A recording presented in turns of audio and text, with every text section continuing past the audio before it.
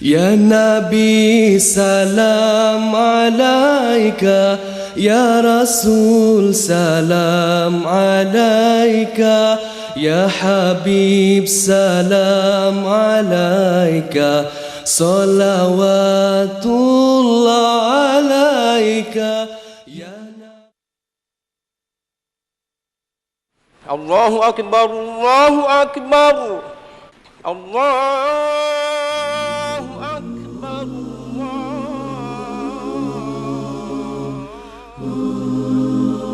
The call for prayer can be heard from mosques all over the island.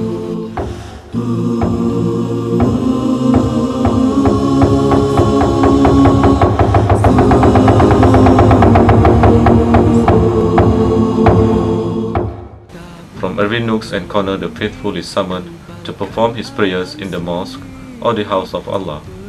The faithful come to the mosque by various means. They walk, ride, drive, and came by modern means of transportation like the LRT. The Muslims in Bukit Panjang New Town are very fortunate, for in the midst of the estate now stands a new mosque, beautiful and complete in every sense of the word. The out-of-the-ordinary architecture transformed the mosque almost immediately into a gem of a landmark.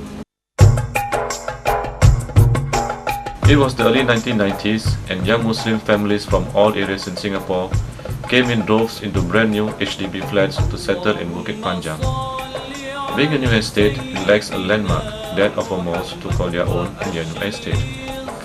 Muslim community leaders came together and decided to put forth their desire for a new mosque in Bukit Panjang to the Islamic Religious Council of Singapore. In November of 1995, the Islamic Religious Council of Singapore appointed a group of Muslim residents from the Bukit Panjang New Town to form a mosque building committee.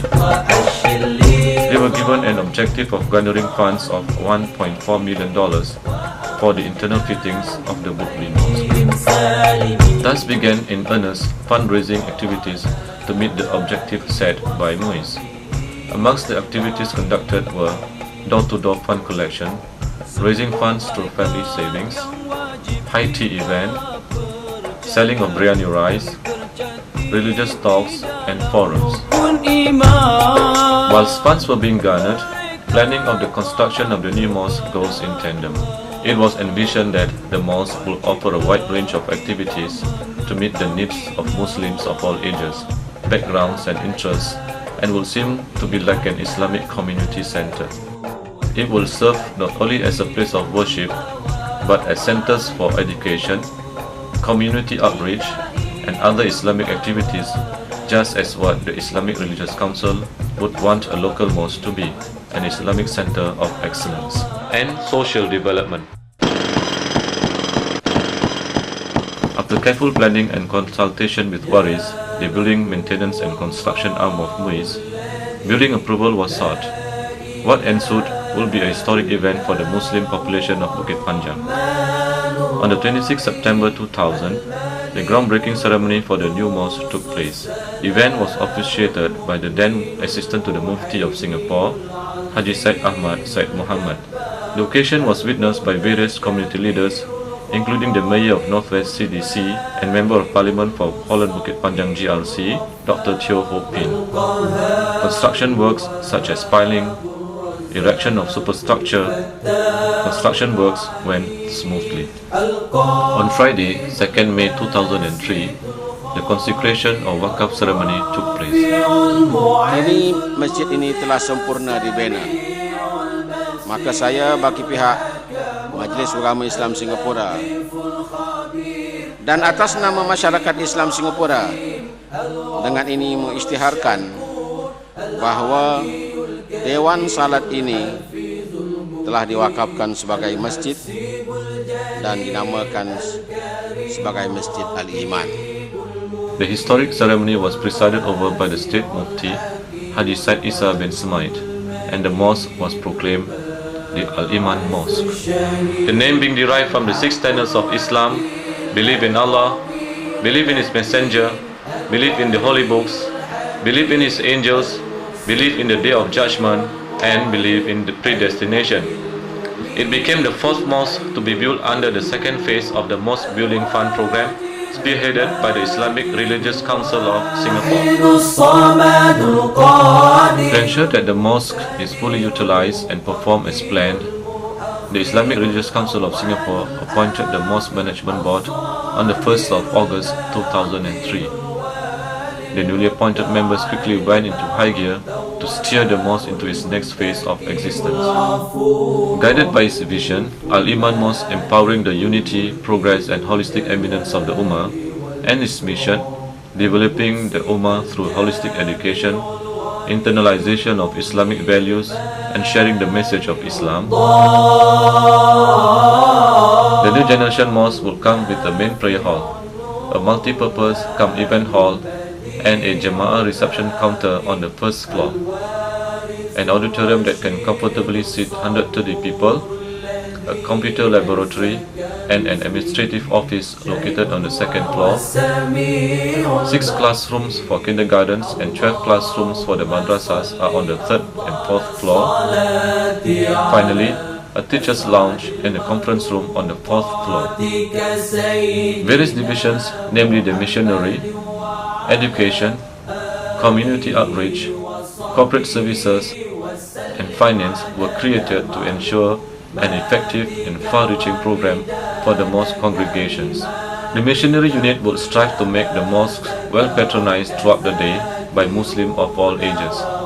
Regular religious talks and seminars for both Muslims and non-Muslims will be conducted. The learning of the Quran and Hadith or the sayings of the Prophets are to be actively encouraged for both young and old. It is also to ensure that the celebrations of Islamic calendar of events and activities takes place and its significance are learned and remembered. The education unit is entrusted with providing wholesome and quality education through structured learning process for preschoolers and madrasa students. Other educational and Islamic cultural activities that involves the masses are to be encouraged. The community outreach unit ensures that the mosque is in touch with its surrounding population and institutions, be it the nearby community centers, schools, government agencies and other religious institutions. The voluntary spirit of members of its congregation will also be garnered. It also ensures that the needy and destitute in its midst are not forgotten nor neglected. To help the division to undertake this difficult task, smaller subdivisions were created, namely the Women's Wing, also known as the Ummi Humaira, Youth, Korea Wings and Welfare Department. The corporate service is responsible for the operational and administration of the mosque, including the recruitment and welfare of staff, providing training for both staffs and volunteers to equip them with the necessary skills for the day-to-day running of the mosque. The finance division ensures that the mosque is self-reliant in the financing of its operational costs, which by and large come from public donations. Proper and acceptable accounting procedures for the mosque is a must. Besides, it is an agent for MUIS in collecting zakats. Since its inception, Al-Iman Mosque has been active in broadening its network and contacts. Its various units has been actively involved in connecting themselves with a wide spectrum of public and private organizations as well as members of the mosque congregation. The Karya unit, for instance, has begun making contacts with all Muslim residents in Bukit Panjang by conducting house-to-house visits. The mosque has begun establishing regular contacts with local grassroots organizations like the IRCC or Inter-Race Confidence Circles, the RCs or Residents Committee and neighborhood schools and the CDC development councils. MUIS too conducted its training courses for Amils and Mosque Management Board members of all mosques in Singapore at the Al-Iman Mosque. Just recently, it hosted the annual President's Challenge Biryani Charity and is proud and honoured to welcome none other than the President of Singapore, S.R. Nathan, who is the patron of the national charity event. On a bigger picture, the Al-Iman Mosque has become a showcase of sorts when it became host to prominent Islamic academics like Dr. Tariq Ramadan of Switzerland. Amongst others, the mosque was also honoured with visits by the delegation from the Religious Department of the Negara Brunei Darussalam and delegates from the House of Representatives of the Philippines People Assembly. The future of Al-Iman Mosque lies not only with members of its management board, but the congregation as well, its elders, its volunteers, and of course its youths. As our saying goes, The family that volunteers together stays together. Allahu Akbar, Allahu Akbar. A new journey has just begun for Al Iman Mosque in meeting and exceeding the aspirations and rising expectations of today's Muslim community. Al Iman Mosque is now poised to face future challenges. We walk, the lines we talk, the things we see.